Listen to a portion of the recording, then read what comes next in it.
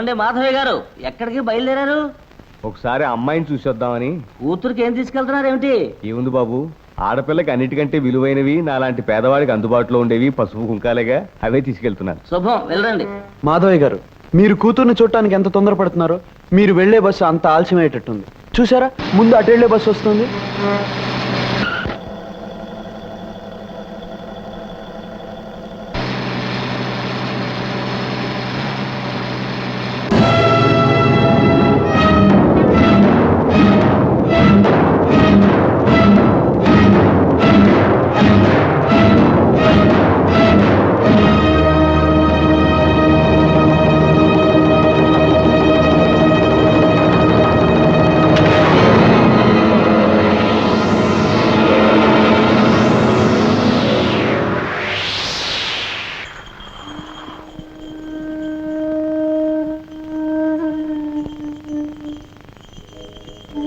అల్లరి చేసే సత్యవతి పండంటి బిడ్డను కంటానికి మా ఊరు వచ్చేటప్పుడు నాకు తెలియజేయాలి.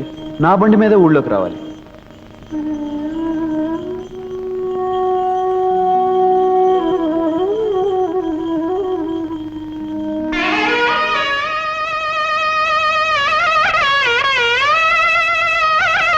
రంగా, బ్రతుకులు భగవంతుడు రాసిన రాతలే అయితే నా విషయంలో చాలా అస్తవ్యస్తంగా రాశాడు.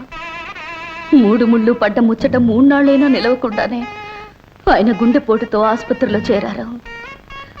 రాత్రి పగళ్ళు ఆయన మంచం పక్కనే గడిపాను. 2 వారాలు మంచంలోనే ఉన్న ఆయన నాకు కన్నీటిని మిగిల్చి నా కుంకుమ చెరిపేసి తను కన్ను మూసి వెళ్ళిపోయారు. కట్టుకున్న వాణ్ణి పోగొట్టుకున్న నేను కన్న తండ్రిని వెతుక్కుంటూ వచ్చేసాను రంగా, వచ్చేసాను. మంచి వాళ్ళని బాధ పెట్టడం ఆ భగవంతుడికి ఆనందమేమో సత్యవతి. అందుకే నీకింత అన్యాయం చేశాడు. రంగా, మీకు జరిగిన అన్యాయం గురించి నాన్నగారు చెప్పారు. పాపం లక్ష్మి ఎంత బాధపడుతుందో నేను ఒకసారి వెళ్ళి కలుస్తాను.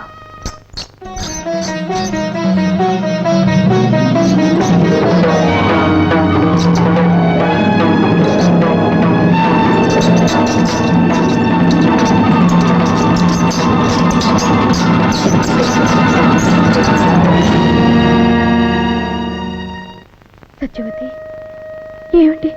ఏమిటిది? తెల్లారిపోయిన నా బ్రతుకు నాకు ఇలా తెల్ల చీర మిగిల్చింది లక్ష్మి. సత్యవతి, నేను నమ్మలేకపోతున్నాను. దేవుడు లేని గుడిలా అనిపించే పుట్టు లేని నిన్ను చూస్తున్నా కూడా జరిగిన ఘోరాన్ని నేను నమ్మలేకపోతున్నాను.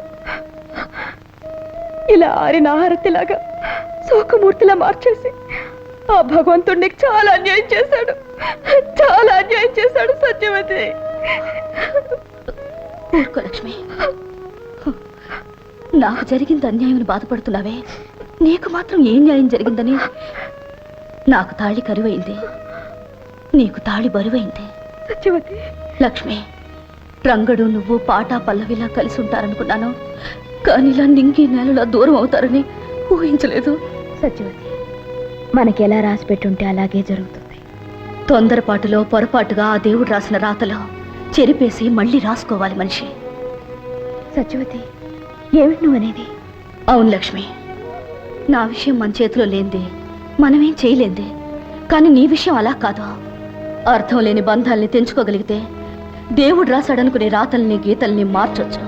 నా చేతుల మీదుగా మీ పెళ్లి చేస్తానని నేనన్న మాటలు నిజం చెయ్యొచ్చు, నిజం చేసి తీరుతాను. ఏమి అబద్ధాల సత్యవతి, కుదురుగా కొంపలో పడుండక లక్ష్మి దగ్గరకు వచ్చి పెళ్లి నా చేతులతో చేస్తాను అనే కూతలు కూస్తూ ఛాలెంజ్లు చేస్తున్నావేమిటి? నేనన్నవి ఖచ్చితంగా జరగబోయే నిజాలు. నా చేతులతో రంగడు లక్ష్మిని వధూవరులు చేస్తాను, పెళ్లి చేసి తీరుతాను. తొందరపడి ఆ పని మాత్రం చెయ్యకు. ఎందుకో తెలుసా, ముండమోపివి. శుభకార్యాల దరిదాపులకి నువ్వు రాకూడదు. నేలాంటి విధవ పెళ్లి చేయబోతే వాళ్ళు పెళ్లి పీటల మీదే పుట్టుక్కుమని పోతారు. చేసి చూపిస్తాను, అప్పుడు నువ్వు వెధవవుతావు. అడిగి చెప్పుతో కొట్టించుకున్నట్టు అయింది బాబు. శాస్త్రి, ఆడవాళ్ల జీవితాలతో ఆడుకునే నీ బ్రతుకుని 10 మందిలోనూ పెడతాను. పవిత్రమైన తీర్పుని చెప్పిన ఆ పంచాయతీ పెద్దలు నీ పాపిష్టి పనులకు ఏం తీర్పు చెప్తారో, ఏ శిక్ష విధిస్తారో చూస్తాను. అయ్యా, పంచాయతీలో మీ విషయం, జమీందారు గారు అమ్మాయి విషయం